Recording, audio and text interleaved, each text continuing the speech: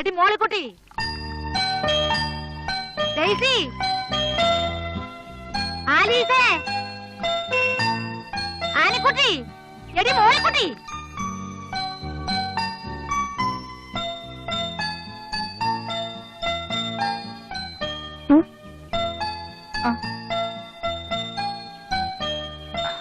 Annie എഴുന്നേറ്റ്.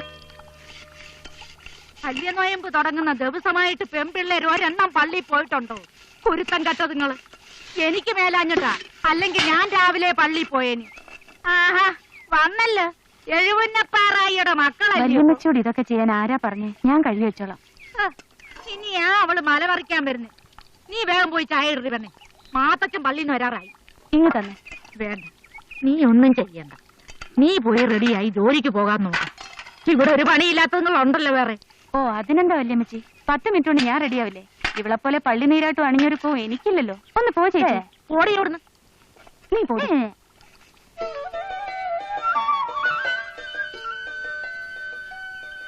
വല്യമ്മച്ചി, അപ്പച്ചൻ വന്നു. അപ്പച്ചൻ ഇത് എന്നാ പണിയാ കാണിച്ചേ? പള്ളി പോയപ്പോ എന്നാ ഞങ്ങളെ വിളിക്കാഞ്ഞേ? വിളിക്കാത്തതാ ഇപ്പൊ കുറ്റം. തള്ളികള് ഉണന്ന് കിടന്നാലും കള്ളയിറക്കം നടിച്ചു കിടക്കും. ഒരെണ്ണത്തിന് ജൈവ വിചാരം. ഞങ്ങൾക്ക് എല്ലാവർക്കും വേണ്ടി അപ്പച്ചനും വല്യമ്മച്ചും പ്രാർത്ഥിക്കുന്നുണ്ടല്ലോ. വരുന്നപ്പച്ചാ, പള്ളിയിൽ പോയിട്ട് നീ എന്നാ ഇത്ര വൈകിയത്? പള്ളി വെച്ച് ഞാൻ നമ്മുടെ അറക്കലച്ഛനെ കണ്ടായിരുന്നു. ഏത് നാട്ടിൽ നമ്മുടെ ഇടവകയിലിരുന്ന അച്ഛനോ? അച്ഛൻ ഇപ്പോ നമ്മുടെ ഈ ഇടവകയിലേക്ക് സ്ഥലം മാറി വന്നിരിക്കുക. അതെയോ? അച്ഛൻ എന്നാ പറഞ്ഞു? എന്നതാടാ ഒന്നും മിണ്ടാത്തത്?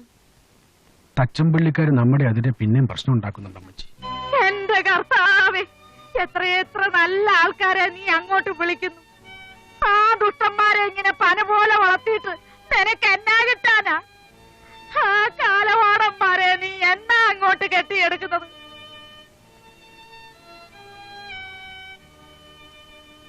ജനിച്ച മണ്ണിൽ എന്താ ചെയ്യാൻ? വിളിക്കണ്ടാടി. നിന്റെയൊക്കെ അപ്പന്റെ അപ്പം മരിച്ച മണ്ണിൽ കിടന്ന് മരിക്കാൻ ആ ദുഷ്ടന്മാര് സമ്മതിക്കത്തില്ല.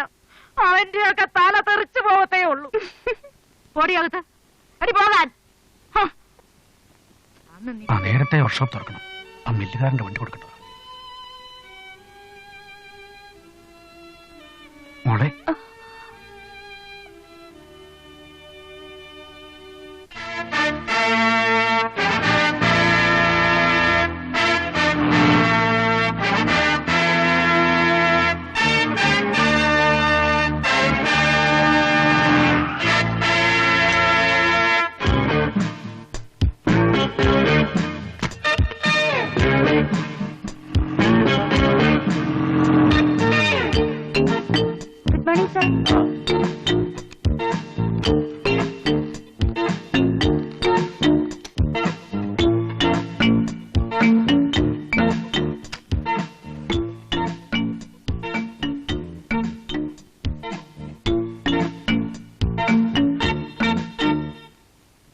അപ്പച്ച, പുലിക്കാട്ടിൽ കുടുംബത്തിന്റെ അന്തസ്സും അഭിമാനവും കാത്തുരക്ഷിക്കാൻ ഈ മകന് കെൽപ്പ് തരണേ.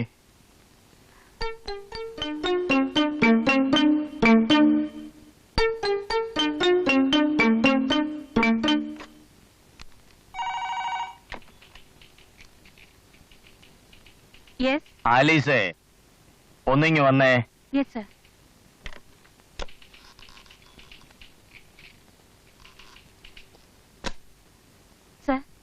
ആ, ലെറ്റർ അയച്ചിട്ടും വണ്ടികളുടെ CC കുടിശ്ശികൾ തീർക്കാത്തവരുടെ ലിസ്റ്റ് എടുത്തിട്ടുണ്ടോ? ഉണ്ട് സർ. വായിച്ചേ. നീണ്ടൂർ തൊമ്മി, KP ചന്ദ്രശേഖരൻ, മോനിപ്പള്ളി ജോയി, CK ജീവൻ. ഇവരൊക്കെ 6 മാസമായിട്ട് ഒരു പൈസ പോലും അടച്ചിട്ടില്ല സർ. എന്റെ കർത്താവേ, ഞാൻ തെണ്ടുവല്ലോ. ആ അന്തോണി പോയി അന്വേഷിച്ചിട്ട് എന്തായി? അന്തോണിച്ചേട്ടൻ ചെന്നപ്പോ നീണ്ടൂർ തൊമ്മി ഭീഷണിപ്പെടുത്തി വിട്ടെന്നാ പറഞ്ഞത്. എന്നതാ ഭീഷണിപ്പെടുത്തി വിട്ടെന്നോ? അന്തോണി വരുമ്പോ എന്നൊന്ന് കാണാൻ പറ. ഈ പുലിക്കാടൻ ആരാണെന്ന് തൊമ്മിയെ ഞാൻ കാണിച്ചു കൊടുക്കാം. പോക്കോ.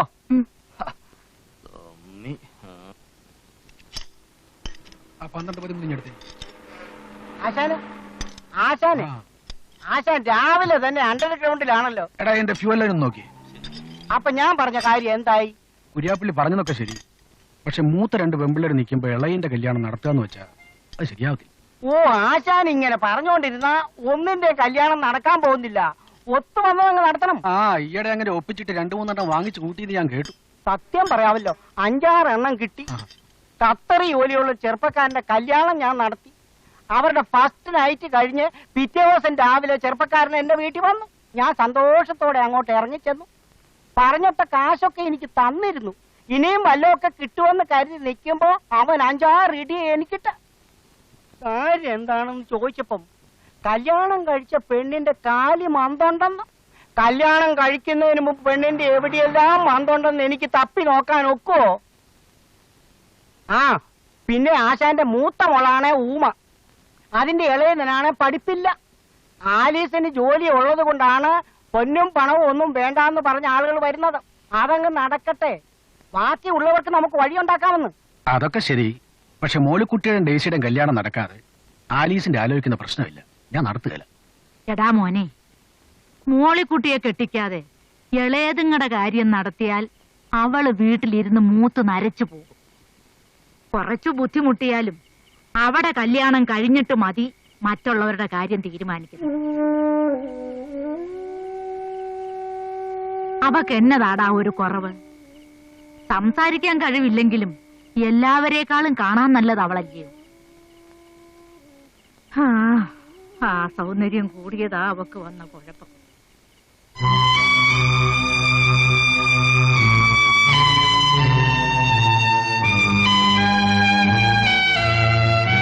സൗന്ദര്യമൊന്നുമല്ല അമ്മച്ചി ഇപ്പോഴത്തെ ചെറുപ്പക്കാർക്ക് പ്രധാനം. ജോലിയുണ്ടോ അത് മതി. 2 പേർക്ക് സുഖമായിട്ട് ജീവിക്കാമല്ലോ. എന്തിനാ എന്നും രാത്രിയാവുമ്പോ അപ്പച്ചനും വല്യമ്മച്ചും കൂടെ കല്യാണാലോചന നടത്തുന്നേ? നടക്കേണ്ടതൊക്കെ ആ നേരത്തെ അങ്ങ് നടന്നോളും. ചേച്ചിയുടെ കാര്യം കഴിഞ്ഞിട്ട് മതി ബാക്കിയൊക്കെ.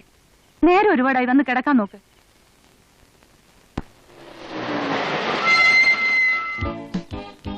കർത്താവേ, എല്ലാം മംഗളമായിട്ട് നടക്കണേ. സണ്ണി, എല്ലാ കാര്യങ്ങളും ഏറ്റല്ലോ. ഒന്ന് സമാധാനമായിട്ട് ഇരിക്കേണ്ട അച്ചായ. മുതലാളി നമ്മുടെ സ്വന്തം ആളല്ലേ. ദേ, ഈ സണ്ണിയാ പറയുന്നത് അച്ചായന്റെ ഈ വണ്ടിക്ക് 70,000 CC വാങ്ങി തന്നിരിക്കും. അല്ലാതെ അറിയാം. പിന്നല്ലാതെ നല്ല കണ്ടീഷൻ വണ്ടിയല്ലയോ? എന്നാ ക്ലച്ചും സ്റ്റിയറിംഗും ബ്രേക്കുവാ. ഓടിക്കാൻ തന്നെ എന്നാ സുഖ. ഏത് കോത്തായത്തുകാരൻ ഈ വണ്ടിക്ക് കണ്ണു അടച്ച് പാട്ടും പാടി 70,000 വരും. അറച്ചു കുഞ്ഞു അച്ഛാ, നമ്മുടെ കമ്മീഷന്റെ കാര്യം മറക്കരുത്. ആദ്യം ഇടപാട് നടക്കട്ടെ, പിന്നല്ലേ കമ്മീഷൻ. ഒന്ന് ക്ഷമിക്കേണ്ട അച്ചായ, വിവരമില്ലാത്തോണ്ട് പറഞ്ഞതല്ലേ. കാര്യങ്ങളൊക്കെ മംഗളമായിട്ട് നടന്ന പറഞ്ഞ തുകയുടെ ഇരട്ടി തരാനും അച്ചായം മടിക്കത്തില്ല. വാ. വന്നാട്ടച്ചാ. Good morning. Please take your seat. Thank you. What can I do for you? The finance his jeep CC arranged by Mahindra Diesel International. ഇദ്ദേഹത്തിന്റെ ജീപ്പിന്റെ പേരിൽ ലോൺ എടുക്കാമെന്ന്. ആദ്യം പുലിക്കാടൻ സാറിനെ കണ്ട് സംസാരിച്ചിട്ട് വരൂ. Okay, thank you madam. No mention please. Welcome. It's all right. Very smart. വണ്ടിക്ക് CC തന്നപ്പോഴേ ഞാൻ നിന്നോട് പറഞ്ഞിരുന്നതാ കറക്റ്റ് ടൈമിന് പണം അടയ്ക്കണമെന്ന്. നീ അടച്ചോ? ഇല്ലല്ലോ. എന്താ അടയ്ക്കാത്തെ? വണ്ടിയുടെ RC ബുക്കും ഡ്യൂപ്ലിക്കേറ്റ് താക്കോലും എന്റെ കയ്യിലാ. എന്താ ചെയ്യേണ്ടതെന്ന് എനിക്കറിയാം.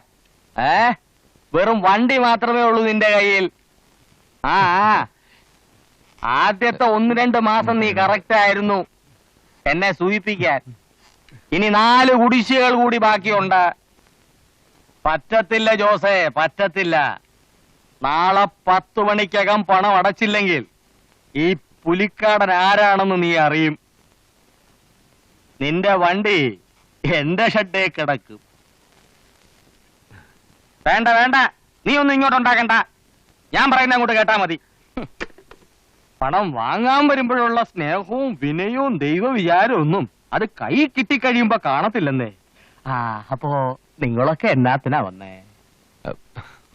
വണ്ടിക്ക് ഫൈനാൻസ് കിട്ടുമെന്ന് അറിയാമെന്ന്. ഓഹോ, നമ്മളെ മനസ്സിലായില്ലല്ലോ. ഞങ്ങൾ കടമറ്റന്ന് വരിക. ഞാൻ സണ്ണി, ഇവൻ കറിയാച്ചൻ, ഇത് ഈനാശേട്ടൻ. ഈനാശ് ചേട്ടന്റെ 85 മോഡൽ ഒരു മഹീന്ദ്ര ജീപ്പ് ഈട് വെച്ചിട്ട് 70,000 രൂപ കടം തരണം. CC വണ്ടി കണ്ടീഷനാ, ഡോക്യുമെന്റ്സ് കറണ്ടാ.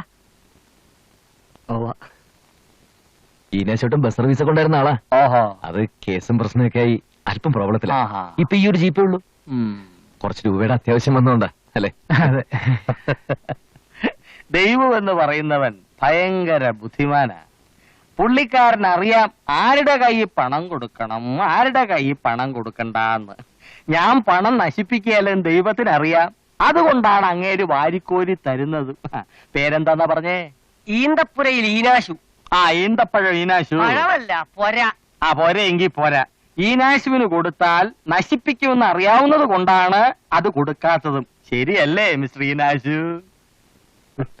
ഞാൻ ഈനാശുവിന് പണം കൊടുത്താ കർത്താവ് എന്നോട് ചോദിക്കും, എടാ പുലിക്കാടാ വിവരദോഷി, ഞാൻ നിനക്ക് സൂക്ഷിക്കാൻ തന്ന പണം നീ അത് സൂക്ഷിക്കാൻ അറിഞ്ഞൂടാത്തവൻ എന്തിനു കൊടുത്തു എന്ന്.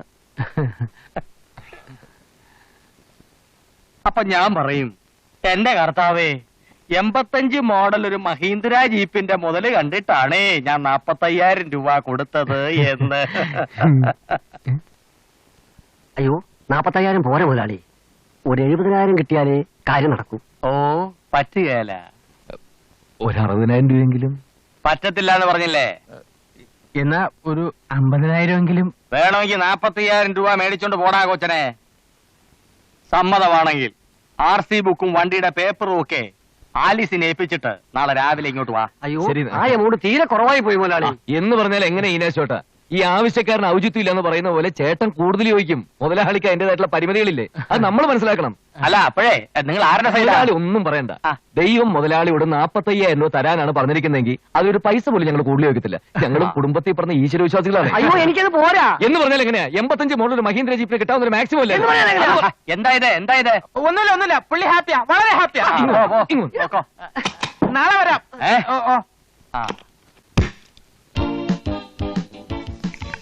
ചേട്ടന്റെ വണ്ടി ആയതുകൊണ്ട് പറയല്ല. ആ വണ്ടി വിറ്റാ പോലും ഇത്രയും കാശ് കിട്ടത്തില്ല, അറിയോ? പിന്നല്ലാതെ അതിന്റെ ക്ലച്ചും ഗിയറും പുഷും ഒന്നും ശരിയല്ല. മൊത്തത്തിലൊരു ഷിവറിങ്ങും. ദൈവദോഷം പറയാടാ ദുഷ്ടന്മാരെ. ഇത്രയും കണ്ടീഷനുള്ള ജീപ്പ് നമ്മുടെ നാട്ടിൽ കാണത്തില്ല. അങ്ങനെ സമ്മതിച്ചു. പിന്നെ 45,000 രൂപ എന്ന് പറയുന്ന അത്ര നിസ്സാര തുകയൊന്നുമല്ലല്ലോ. Something is better than nothing ഇംഗ്ലീഷിൽ എന്താ പ്രോവർബ്. വായി നോക്കി നിൽക്കാതെ അടുത്ത് വീശ്. എനിക്കങ്ങ് വേണ്ട. ചേട്ടന് ഹോട്ട് ഡ്രിങ്ക്സ് ഇഷ്ടമല്ലായിരിക്കും, ചീമ മദ്യം. എന്നാ പിന്നെ കുറച്ച് ചപ്പാത്തിയും ചിക്കനും ഓർഡർ ചെയ്യും. എനിക്ക് വേണ്ട. എന്നാ പിന്നെ ഞങ്ങൾക്ക് വേണം. ചൈനീസ് ആയിക്കോട്ടെ അല്ലേ? അതെ, ചേട്ടന് ഈ ചിക്കനും മറ്റനും വയറിന് പിടിക്കത്തില്ലായിരിക്കും അല്ലേ?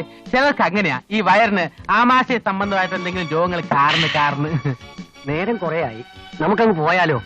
ഇത്രയും ദൂരം ജീപ്പ് ഓടിച്ചു പോകാന്ന് വെച്ചാ ഡീസലിന്റെ ഒക്കെ ഒരു വിലയെ. ജീപ്പ് നമുക്ക് വിളിച്ചിട്ട് ബസ്സിൽ പോയാലോ? ചേട്ടൻ മാത്രം പോയാ പോരെ? ഞങ്ങളുടെ രണ്ടുപേരുടെ വണ്ടി കൂടി ലാഭിക്കാം. അതും നേരാ. എന്നാ പിന്നെ ചേട്ടച്ചല്ലേ?